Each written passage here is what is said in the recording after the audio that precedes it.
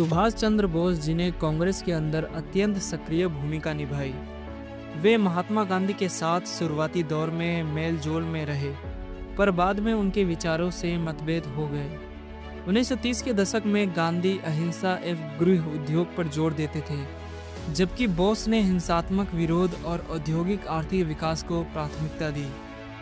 1937 में भारत लौटने के बाद बोस गांधी की तुलनात्मक रूढ़िवादी आर्थिक नीतियों के आलोचक बने। इसी कड़ी में दिसंबर 1938 में बोस को भारतीय राष्ट्रीय कांग्रेस अधिवेशन हरिपुरा में अध्यक्ष चुना गया, जहां उन्होंने देश के औद्योगिकरण की योजना बनाई। 1939 के त्रिपुरी अधिवेशन में उन्होंने गांधी समर्थित प्रत्याशी को पराजित करते हुए फिर से कांग्रेस अध्यक्ष पद जीता, परंतु उनकी उदार विरोधी नीति से महात्मा गांधी की खामोश गृह निर्मित वस्तुओं आधारित योजना असंगत थी और अंततः दोनों धड़ों के बीच मतभेद चरम पर पहुंच गया। इस तनाव के कारण बोस ने 1939 में कांग्रेस अध्यक्षता से इस्तीफा दे दिया।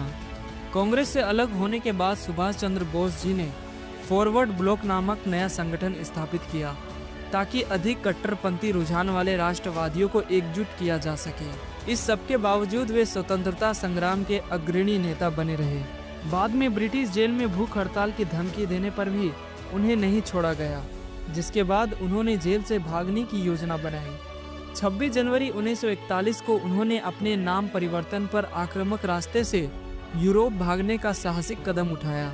सुभाष चंद्र बोस जी ने वर्ल्ड वॉर II का लाभ उठाते हुए भारत की आज़ादी के लिए हथियार बंद संघर्ष अपनाया। जापान की सहायता से उन्होंने सिंगापुर और मलेशिया में बंद भारतीय युद्ध बंदियों को लेकर इंडियन नेशनल आर्मी यानी INA अर्थात आज़ाद हिंद फौज का गठन किया, जिसका मुख्य उद्देश्य था भारत को ब्रिटिश शासन से मुक्त कर पूर्ण एवं त्वरित स्वराज स्थापित करना।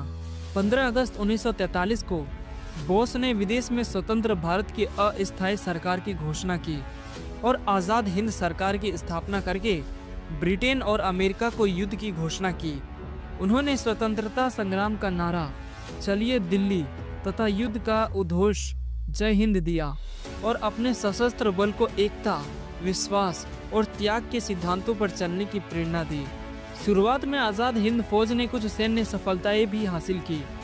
जापानी सेनाओं के साथ मिलकर INA की टुकड़ियों ने अर्चकान प्रायद्वीप के माध्यम से भारत की सीमा तक प्रवेश किया और मायलादक आगे कराची की ओर स्थित सीमा चौकी पर भारत का झंडा फहरा दिया।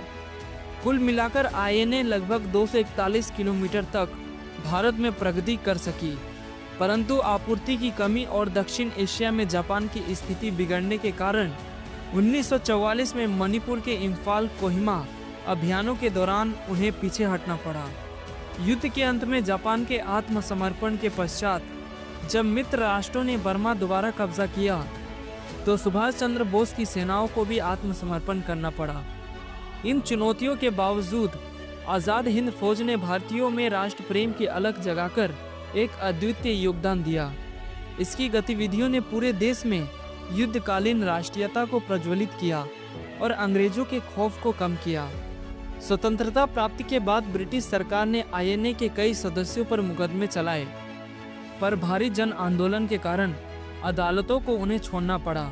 INA के सशस्त्र सेना की सबसे बड़ी उपलब्धि ये थी कि इसने हर धर्म और जाति के भारतीयों को एकता के एक ध्वज के नीचे इकट्ठा किया और उनमें एकता बोध पैदा किया, जो हमें अपना आदर्श मानना चाहिए। तो दोस्तों, सुभाष चंद्र बोस जी ने हथियारबंद संघर्ष के जरिए स्वतंत्रता की लड़ाई में एक नया आयाम जोड़ा।